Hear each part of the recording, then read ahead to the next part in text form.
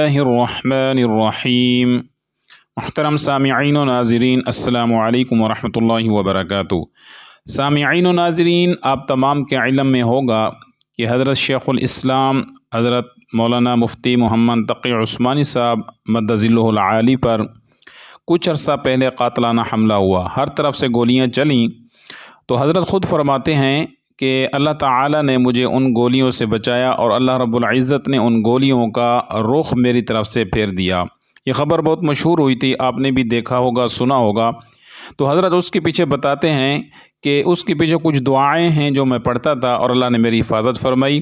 تو آئیں حضرت شیخ الاسلام سے وہ دعا سنتے ہیں کہ وہ کون سی دعا ہے۔ یہ تو آپ سب حضرات کو پتہ ہے، سب جانتے ہیں کہ آج سے 1 مہینہ پہلے مجھ پر ایک قاتلانہ حملہ ہوا تھا، اور اللہ تبارک و تعالیٰ نے اپنے فضل و کرم سے، اپنی رحمت سے اس طرح بچایا کہ ظاہری اسباب کے اعتبار سے اس کی کوئی توجیہ سمجھ میں نہیں آتی، اور میرے 3 ساتھی اس میں شہید ہوئے، لیکن اللہ تبارک و تعالیٰ نے کچھ ایسا منظر دکھایا کہ اللہ تعالیٰ کی رحمت پر، اس کی حکمت پر، اس کی قدرت پر الحمدللہ ایمان تو تھا، الحمدللہ ہے اور رہے گا انشاءاللہ، لیکن اللہ تبارک و تعالیٰ نے اپنی آنکھوں سے اپنی قدرت اور حکمت کا اور اس کی رحمت کا نظارہ دکھایا کہ کس طرح ہم اگر چاہیں تو گولیوں کا رخ بھی موڑ سکتے ہیں۔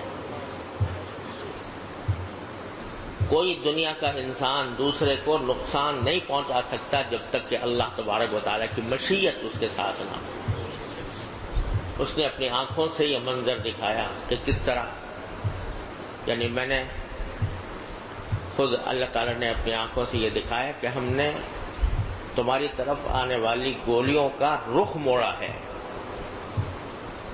اپنے فرشتوں کو بھیجا ہے یا اپنی قدرت کاملہ کا براہ راست مظاہرہ فرمایا ہے کہ تمہارے سر پر سے گزر رہی تھی، تمہارے دائیں سے گزر رہی تھی، تمہارے بائیں سے گزر رہی تھی، لیکن ہم نے تم پر خراش تک نہیں آنے دی، تمہارا بال بھی کا نہیں ہوا۔ اللہ تعالیٰ نے یہ منظر اپنی آنکھوں سے دکھا دیا۔ تو کیا انسان شکر کر سکتا ہے؟ لیکن اس کے انسان اللہ تبارک و تعالیٰ کی رحمت اور اس کی قدرت کا نظارہ آنکھ سے دیکھنے کے بعد بھی اگر شکر گزار نہ بنے تو اس سے زیادہ ناشکری کیا ہوگی۔ تو ایک تو یہ سبق ملا کہ اللہ تبارک و تعالی اگر کسی کو بچانا چاہے تو ساری کائنات مل کر بھی اس کو ختم نہیں کر سکتی،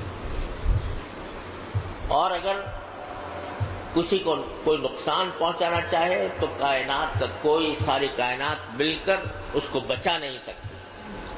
ان یمسسک اللہ بضر فلا کاشف لہ الا ہو۔ اللہ تعالیٰ اگر تمہیں کوئی نقصان پہنچانا چاہے تو کوئی اس کے سوا تمہیں بچا نہیں سکتا۔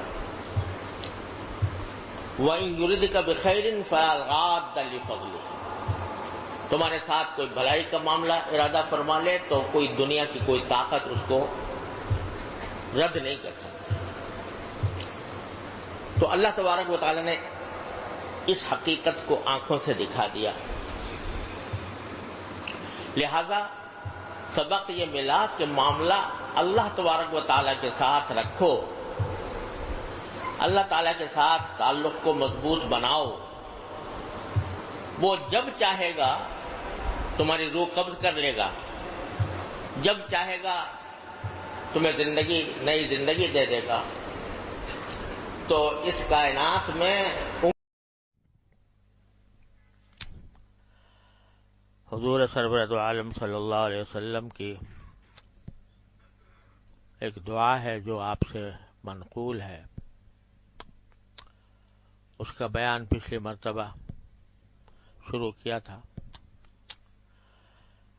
کہ آپ نے فرمایا اللہم انی اسألک صحۃ فی ایمان و ایمانا فی حسن خلق و نجاحا تتبعہ فلاحا و رحمتا منک وعافیہ و مغفرتا منک ورضوانا او کما قال صلی اللہ علیہ وسلم۔ تو اس میں اللہ تبارک و تعالیٰ سے آپ نے ایک تو صحت مانگی ایمان کے ساتھ، یعنی صحت جو کہ لفظ ہے بڑا عام ہے، اس میں جسمانی صحت بھی داخل ہے، اس میں ذہنی صحت بھی داخل ہے، اس میں باطنی صحت بھی داخل ہے، کیونکہ صحت کے معنی یہ ہے کہ کوئی بیماری نہ ہو، اور بیماریاں جس طرح انسان کو جسمانی ہوتی ہیں تو اسی طرح ذہنی اور نفسیاتی بھی ہوتی ہیں، اور اس سے زیادہ خطرناک باطنی بیماریاں ہیں، جیسے حسد ہے کسی سے، تکبر ہے، ریاکاری ہے، یہ سب باطنی بیماریاں ہیں، اور اللہ بچائے یہ ظاہری جسمانی بیماریوں سے زیادہ خطرناک ہیں، کیونکہ ظاہری بیماری کا اثر صرف دنیا کی حد تک محدود رہتا ہے، اور آدمی صاحب ایمان ہو تو وہ بیماری بھی اس کے لیے اجر کا سبب بن جاتی ہے، اس کی وجہ سے انسان کے درجات بلند ہوتے ہیں۔ تو ظاہری بیماری یعنی جسمانی بیماری وہ اس کا علاج بھی ہو سکتا ہے، اور جب تک علاج نہ ہو اس وقت تک وہ انسان کے لیے آخرت کے اعتبار سے بہت فائدہ مند چیز ہے۔ لیکن اگر باطنی بیماری ہو، اللہ بچائے، تو اس کا دنیا کے اندر تو اس کا اثر کبھی ظاہر ہوتا ہے کبھی نہیں ہوتا، لیکن آخرت میں اس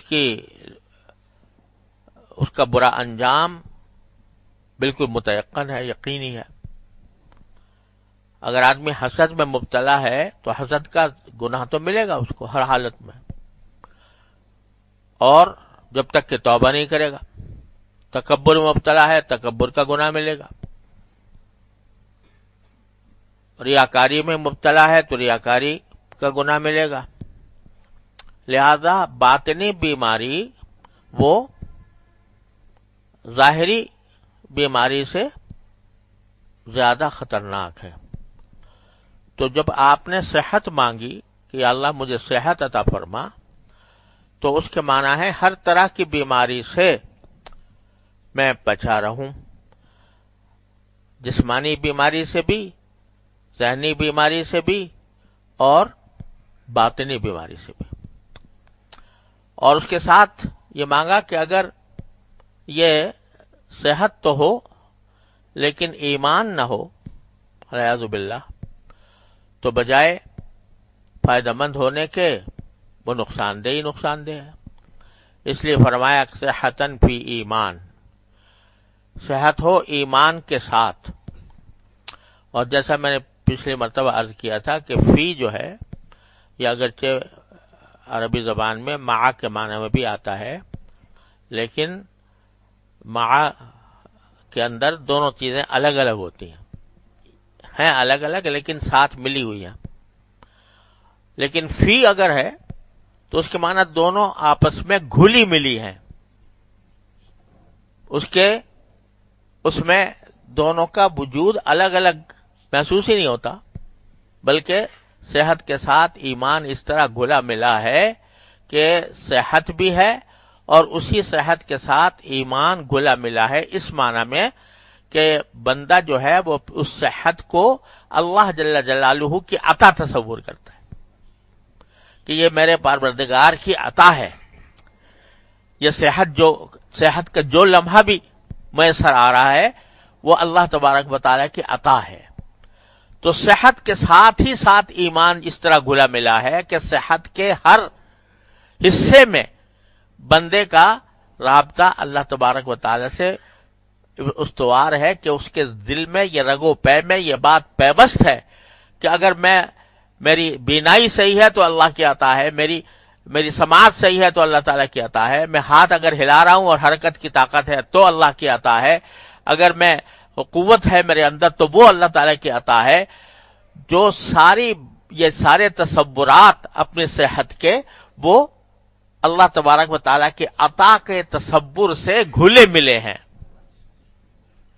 نتیجہ اس کا کیا ہے کہ بندہ ہر وقت شکر گزار ہے، صحت کی ہر نعمت کا شکر گزار ہے کہ یعنی اس کے جس رگ و پے میں یہ بات پیوست ہے کہ یہ صحت میرے پروردگار کی عطا ہے، لہذا یہ میں اس کا شکر ادا کرتا ہوں۔ صرف اگر آدمی یہ بھی کہے کہ یا اللہ یہ آپ کی نعمت ہے، یہ بھی شکر ہے، یا اللہ یہ آپ کی عطا ہے، یہ بھی شکر ہے۔ تو جب رگ و پے میں یہ تصور پیوست ہو جاتا ہے کہ یہ صحت جو ہے یہ میرے پروردگار کی عطا ہے، تو یہ صحت ایمان کے ساتھ گھل مل جاتی ہے، صحتن فی ایمان۔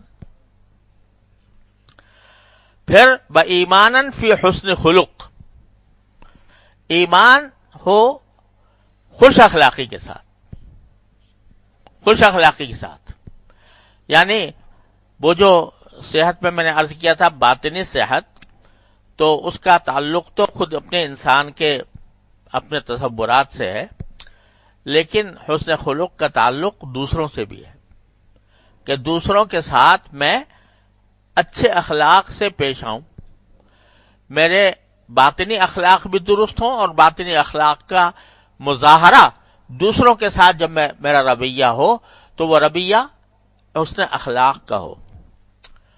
ایک مسلمان کا دوسرے مسلمان سے خندہ پیشانی کے ساتھ ملنا یہ بھی صدقہ ہے، حدیث میں رسول کریم صلی اللہ علیہ وسلم نے فرمایا۔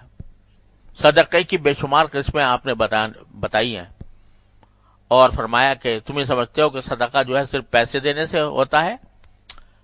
نہیں، بلکہ ہر نیک کام میں صدقہ ہے۔ فرمایا یہاں تک کہ اگر تم اپنی بیوی کے منہ میں کوئی نوالا رکھتے ہو تو وہ بھی صدقہ ہے، اور اگر کسی سے خندہ پیشانی کے ساتھ ملتے ہو تو وہ بھی صدقہ ہے۔ تو ایمان کے بھی گھلا ملا ہو کیسے؟ حسن اخلاق سے، خوش اخلاقی سے، تو اس کا نتیجہ یہ ہوگا کہ ہر انسان کے ساتھ انسان کا جو معاملہ ہے وہ ایسا ہوگا کہ جو اللہ تعالیٰ کو پسند ہو۔ تو ایمانن فی حسن خلق، حسن دوسروں کے ساتھ میرا رویہ بھی کیسا ہو؟ خوش اخلاقی کا ہو۔ اللہ اکبر کبیرہ۔ اور دیکھو یہ خوش اخلاقی کی ضد ہوتی ہے بد اخلاقی، ٹھیک ہے نا؟ اس کی ضد ہے بد اخلاقی۔ یہ بد اخلاقی جو ہے یہ ایمان کے ساتھ جمع ہو نہیں سکتی۔ ایمان کے ساتھ جمع ہونے کے معنی یہ ہے کہ ایمان کا جو حقیقی مطلب ہے کہ بندے کا یہ ایمان ہو کہ جو کچھ خالق ہے، مالک ہے، وہ سوائے اللہ جل جلالہ کے کوئی اور نہیں ہے۔ اگر میرے اندر کوئی خوبی ہے تو وہ اس کی عطا ہے، اگر مجھے کوئی وصف اچھا ملا ہوا ہے تو بھی اللہ تعالیٰ کی عطا ہے۔ ایمان کا ایک لازمی تقاضا یہ تصور ہے جو انسان کے دل میں پیوست ہو۔ تو ناظرین، آپ نے سنا حضرت شیخ الاسلام کی قیمتی وعظ، قیمتی باتیں اور قیمتی دعائیں۔ اگر آپ چاہتے ہیں کہ حضرت شیخ الاسلام کی اسی طرح سے قیمتی وعظ، قیمتی باتیں اور قیمتی دعائیں اور وظائف آپ کو ملتے رہیں تو آپ حضرات ہمارے چینل مدنی دارالشفا کو سبسکرائب کریں، خاص طور پہ جو نئے حضرات آئے ہیں ہمارے چینل پر ابھی تک سبسکرائب نہیں کیا، مدنی دارالشفا کو سبسکرائب کر دیں۔ اللہ تعالیٰ آپ سب کا حامی و ناصر ہو۔ والسلام علیکم ورحمۃ اللہ وبرکاتہ۔